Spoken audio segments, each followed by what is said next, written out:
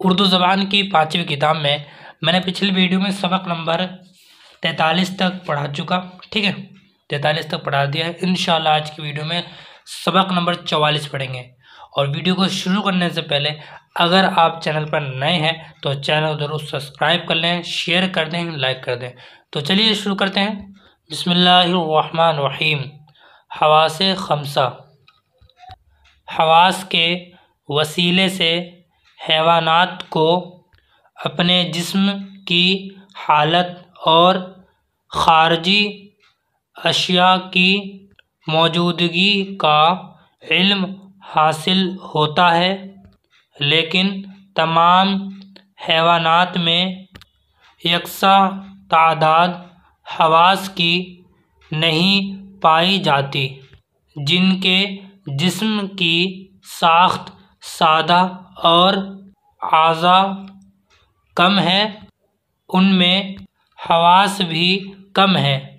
चुनांचे बाज़ कीड़ों को क़ुव्वते बासिरा और शाम्मा का हिस्सा नहीं मिला, लेकिन जिन हैवानात के जुस्सा की बनावट ज़्यादा पेचदार है, उनके बदन में मुख्तलिफ़ किस्म के आज़ा मौजूद हैं, उनको कुदरत ने हवास भी ज़्यादा अता फरमाए हैं।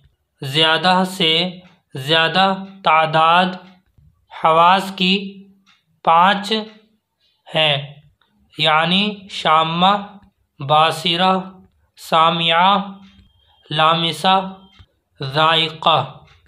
और ये कामिल तादाद नौए इंसान में पाई जाती है। आइए अब इनके मानों को याद करते हैं। शाम्मा यानी कि क़ुव्वते शाम्मा पढ़ा जाएगा, ठीक है। पीछे जो माना दिया है क़ुव्वते शाम्मा, क़ुव्वते शाम्मा मतलब सूंघने की ताकत। क़ुव्वते बासिरा, क़ुव्वते बासिरा की मतलब देखने की ताकत, ठीक है। सामिया, सामिया का मतलब है सुनने की ताकत। लामिसा, लामिसा का मतलब है मतलब छूने की ताकत। ज़ाइक़ा, ज़ाइक़ा यानी कि क़ुव्वते ज़ाइक़ा। इन सब के आगे आपको क़ुव्वते लगा देना। क़ुव्वते शाम्मा, क़ुव्वते बासिरा, क़ुव्वते सामिया, क़ुव्वते लामिसा, ठीक है। अब ये है क़ुव्वते ज़ाइक़ा यानी कि चखने की ताकत, ठीक है। ये आप सबक नंबर 44 पढ़ लेंगे और याद कर लेंगे अच्छी तरीके से। इंशाल्लाह अगली वीडियो में सबक नंबर 45 पढ़ाएंगे।